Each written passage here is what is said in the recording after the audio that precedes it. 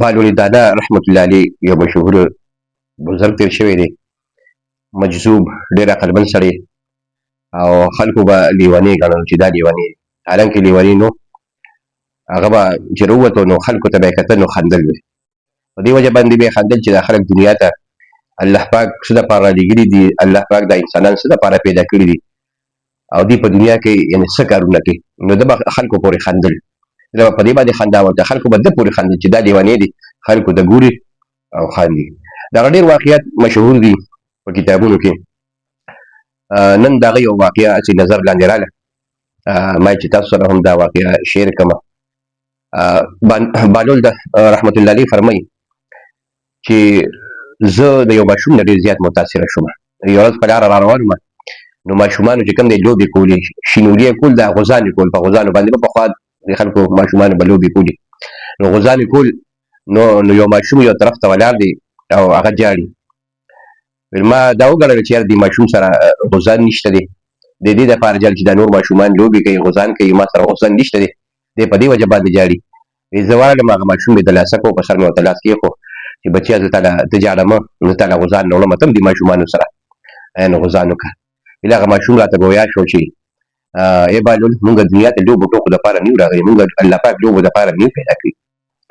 نو زه داسې حیران شوم، ما ورته وویل چې بچې بیا الله پاک موږ څه دپاره پیدا کړي دنیا ته، څه دپاره رالېږلي چې مونږ الله تعالی دنیا ته د خپلې بندګۍ دپاره رالېږلي، د خپل عبادت دپاره رالېږلي. په دې خبره باندې هم زه حیران شوم. ما ورته ویل چې بچې دا عمر ستا د عبادت لا نه دی، تا ته د عمر لا ډېره برخه پاتې ده او ستا عمر لا کم دی او تا باندې دا څیزونه لا فرض هم نه دي، خپلې لوبې کوه. وی دې ماشوم ما ته ویل چې ای بهلول، ما ته دوکه مه راکوه، ما ته دوکه مه راکوه او ما ته نشي دوکه کولی. او وی زه ګورم کور کې چې کله زما مور سهار چای پخوي، روټۍ پخوي یا بل ټایم کې، نو زه ګورم چې زما مور اول واړه واړه چې کوم دی لرګي توتني دا راغونډ کړي، هغه اول کېږدي، بیا د هغې د پاسه د هغې نه لږ نور غټ لرګي کېږدي، هغې نه بیا هغې نه بره لږ غټ لرګي کړي او د ټولو نه بره چې کوم دی غټې غټې دغې کېږدي. بیا هغې نه پس چې کوم دی هغې ته تیلې ورته کړي، نو هغه اول هغه واړه واړه توتن کړي، هغه واړه واړه لرګي سوځي، نو د هغې نه بیا بر هغه نور لرګي سوځي، بیا ټولو نه اخره کې هغه غټو لرګو باندې چې کوم دی اور بل شي. نو هغه ماشوم په جلا شو چې زه د الله تعالی نه په دې یېرېږم، داسې نه چې مونږ دا ماشومان الله پاک راغونډ کړي او په دې باندې چې کوم دی اور بل نه کړي په دې غټو غټو خلکو باندې، نو داسې نه چې الله تعالی مونږ د وړو توتنو په شانتې کېږدي، بیا را باندې چې کوم دی دا نور بیا لوی بندګان دا را باندې چېرته ونیسېږي. دا خبره چې کله هغه ماشوم وکړه، ماشوم هم په ژړا شو او چې کله بهلول دانا رحمت الله علیه دغه ماشوم خبره واورېده، دومره د عقلمندۍ، دومره د هوښیارتیا او واقعي چې کوم دی د ماشوم په خبره باندې پوه شو چې د ژوند حقیقت همداسې دی. بهلول دانا رحمت الله علیه چې کوم دی بېهوشه شو او راپرېوتو د ژړا د وجې نه. نو زموږ عزتمندو ماشومانو ته هم الله رب العالمین پخوا دومره عقلونه او سوچونه چې کوم دی ورکړي وو، هغې هم د الله تعالی نه یېرېدل. نو سبا زمانه داسې راغلې ده چې که ماشومان دي، که لوی دي او که ځوانان دي او که بوډاګان دي، ټول چې کوم دی په دنیا کې اخته شوي دي، په لهو لعب کې چې کوم دی مبتلا شوي دي.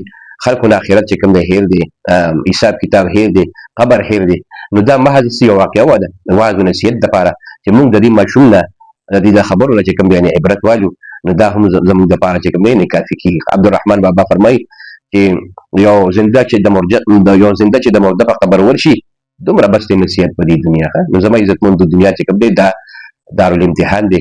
نبي علیه السلام فرمایي دنیا دا د آخرت دپاره پټې دی، الدنیا مزرعة الآخرة. دې کې دی چې څوک دې کې دی څوک د دې بدله به چې کوم دی په آخرت کې وصولې، که په دې کې دی د نیکۍ تخم واچول ګلونه به حاصل کړي، او که په دې کې دی چې کوم دی ازغي وکړل، بد اعمال دی وکړل، د هغې بده بدله به په آخرت کې وصولې.